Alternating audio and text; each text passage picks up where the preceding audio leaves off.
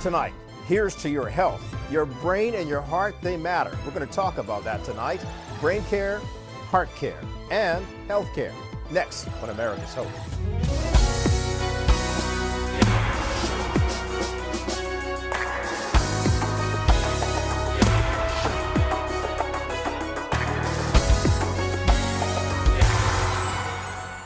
Good evening, I'm Kelly Wright, and this is America's Hope. And I always say this because I truly mean it. We do hope that wherever you are, that you're safe and well, taking care of yourself and your family because you matter. You know what else matters? Your health, your brain health, your heart health. These are important tools that keep us living, keep us functioning. Our cognitive skills, our heart skills. Yeah, we can talk about getting better exercise, but what else do you need to make sure that you have good brain and heart care?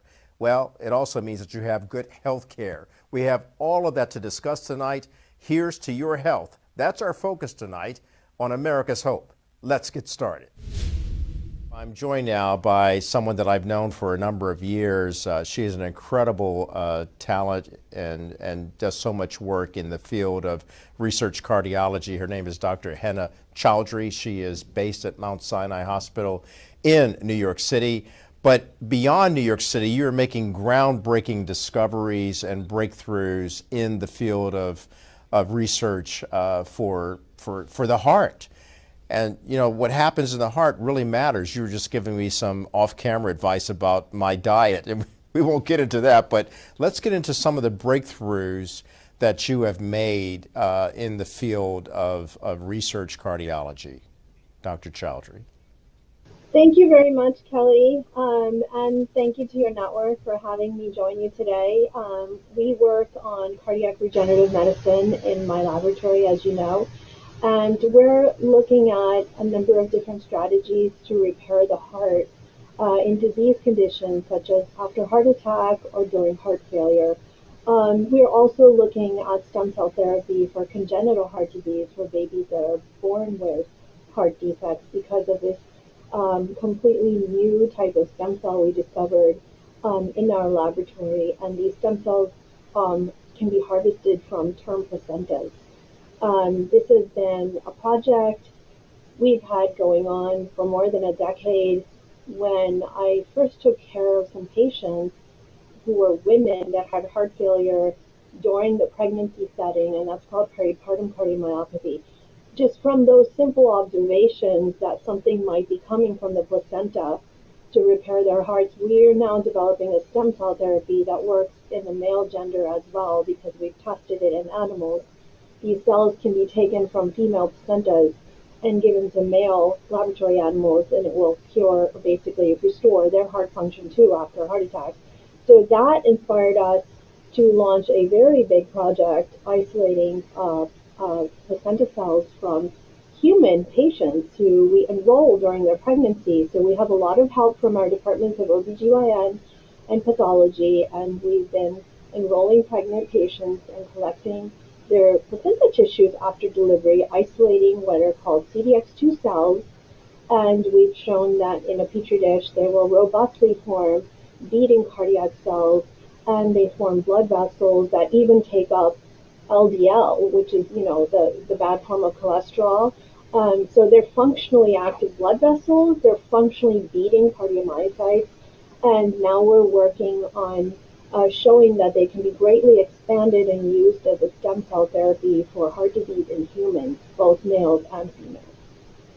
And then I think you've spoken to me before about a gene therapy that we've developed in the lab that makes the native cardiomyocytes surrounding a heart attack start dividing again and thereby repopulate the injured zones after heart attack.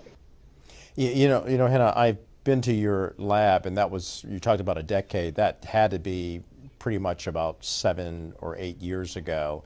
And I was amazed at how well you and your team worked together, you and so many brilliant doctors and getting into the field of research to really help America and the world understand what's going on with the heart. And yet we're still plagued by heart disease in America, and we don't always eat right. Based on the research that you've been conducting, what's your advice to not only the medical community, but to people in general who are walking around with heart conditions and they may not even be aware of it? But your research is helping doctors make better and more precise revelations to the American public.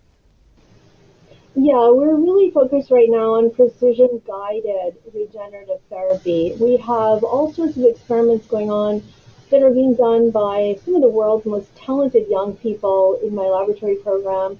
It would not, we would not be able to do this without an incredible team. And I have to also comment, not just the young people in my laboratory, but also my colleagues at Mount Sinai, particularly the colleagues at OBGYN. Dr. Rhoda Sperling is an associate dean here. She's been instrumental in helping us get patients who are pregnant enrolled so that we can collect the placenta tissues. Dr. Rachel Brody is a world-renowned biorepository specialist in our pathology department. She helps us with the isolation of placenta tissues. So we have an incredible team set up to do this, and everyone's incredibly motivated because they see the results of what these cells can do. For 20 years, we've been misguided in cell therapy for the heart. So many cardiologists and cardiac surgeons have done a multitude of clinical trials which haven't worked because they weren't focusing on the developmental and scientific underpinnings of cell biology, what cells are actually fated to form cardiomyocytes, and they were using all the wrong cell types. And this is a cell type we just basically discovered serendipitously because I felt that 50% of women with peripartum cardiomyopathy get better without any intervention. There must be some kind of contribution from the placenta. And that's what we went after. And that was probably before I met you, 7 or 8 years ago. And now we're at the stage where we're ready to devise a human therapy.